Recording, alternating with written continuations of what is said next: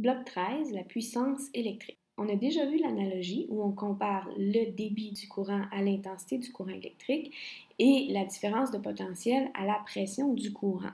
Donc, lorsqu'on a un grand débit et une faible pression, c'est comme si on avait un très gros tuyau qui amène beaucoup d'eau, mais qui n'a pas beaucoup de pression dans le tuyau. Si on a un faible débit et une forte pression, donc je vais avoir peu d'eau qui passe, mais avec beaucoup de pression. Et quand on a les deux, on va avoir un grand débit et une grande pression. Donc, lorsqu'on va combiner un débit qui est fort et une forte pression, on obtient beaucoup de puissance. C'est la même chose en électricité. La puissance, c'est la différence de potentiel multipliée par l'intensité du courant électrique. C'est donc le produit entre ces deux unités de mesure-là. Elle va se mesurer en watts. Donc, 1 watt, c'est 1 volt fois 1 ampère. 1 kilowatt, c'est 1000 volts fois ampère. Exemple de problème que vous pourriez avoir, quelle est la puissance d'une ampoule qui est soumise à un courant de 5 ampères aux bornes de laquelle on mesure une différence de potentiel de 20 volts? Notre formule générale de la puissance, c'est la différence de potentiel fois l'intensité du courant. Donc, les volts fois les ampères. La puissance est donc de 20 volts fois 5 ampères, 100 watts. Quelle sera la différence de potentiel mesurée aux bornes d'un moteur qui dégage une puissance de 50 kW et est soumis à un courant de 25 ampères? Il y a deux difficultés ici. On sait que la puissance, c'est des volts fois des ampères et qui nous donne des watts. Dans ce cas-ci, étant donné qu'on a des kilowatts, il faut procéder en premier par un changement d'unité de mesure. 5 kilowatts, c'est 5000 watts parce qu'il y a 1000 watts dans chaque kilowatt. Ça, c'est la première difficulté. La deuxième difficulté, c'est d'isoler la variable. Donc, on ne cherche pas ici la puissance, on l'a déjà, on cherche la différence de potentiel. Notre formule étant de P est égal à U fois I, il faut isoler la différence de potentiel U.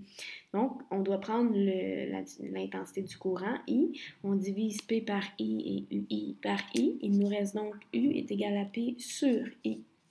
On va mettre nos chiffres dans notre formule. Donc, U est égal à 5000 watts divisé par 25 ampères.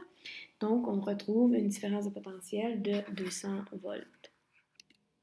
Quand on multiplie la puissance par le temps, on va obtenir l'énergie que va consommer un appareil électrique. Donc, plus un appareil est puissant et plus il fonctionne pendant beaucoup de temps, plus cet appareil-là va consommer de l'énergie électrique.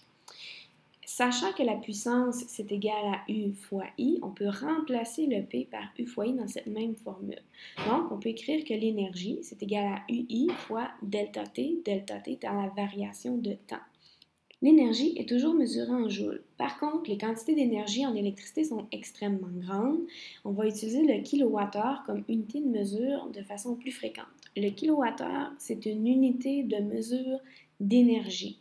Donc, on sait qu'un joule, c'est un watt fois une seconde, puisque c'est P fois delta T. P est en watts, delta T en secondes.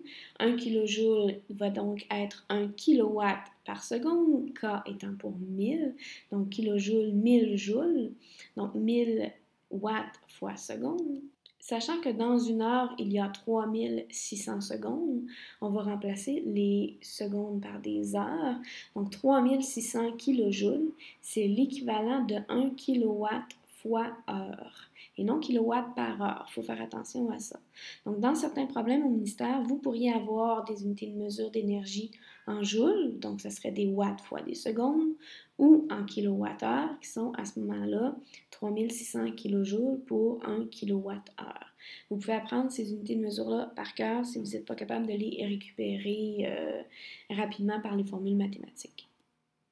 C'est donc pour cette raison que plus un appareil est puissant, plus il fonctionne longtemps, plus il consommera d'énergie et plus on doit acheter des kilowattheures à Hydro-Québec. Autre exemple, quelle est l'énergie consommée par un four de 2500 watts qu'on utilise pendant 30 minutes? La première chose à faire, ce sont transformer les unités de mesure du temps. Donc, le temps en secondes, c'est égal au temps en minutes fois 60, puisqu'il y a 60 secondes dans une minute. Alors, si j'ai 30 minutes fois 60, je vais avoir 1800 secondes dans 30 minutes. Ma formule, c'est P fois delta T pour avoir l'énergie consommée. Donc, la puissance est en watts, 2500 watts, fois les secondes, 1800 secondes qui est le temps. Donc, j'ai 450 000 et l'unité de mesure, ce sont des joules parce que c'est des watts fois des secondes. Donc, étant donné que j'ai un gros chiffre, 450 000 joules, je peux enlever 3 zéros divisé par 1000 pour me donner 450 kilojoules. Les deux chiffres devraient être acceptés par contre. Deuxième exemple, Hydro-Québec utilise les kilowattheures pour mesurer la consommation d'énergie et ensuite la facturer à ses clients. Quelle sera l'énergie inscrite pour l'utilisation du four sur la facture? Alors, en premier, on doit transformer les unités de mesure de P fois delta T. Le temps est en heures pour avoir des kilowattheures. Donc, le temps en minutes divisé par 60 pour avoir le temps en heures.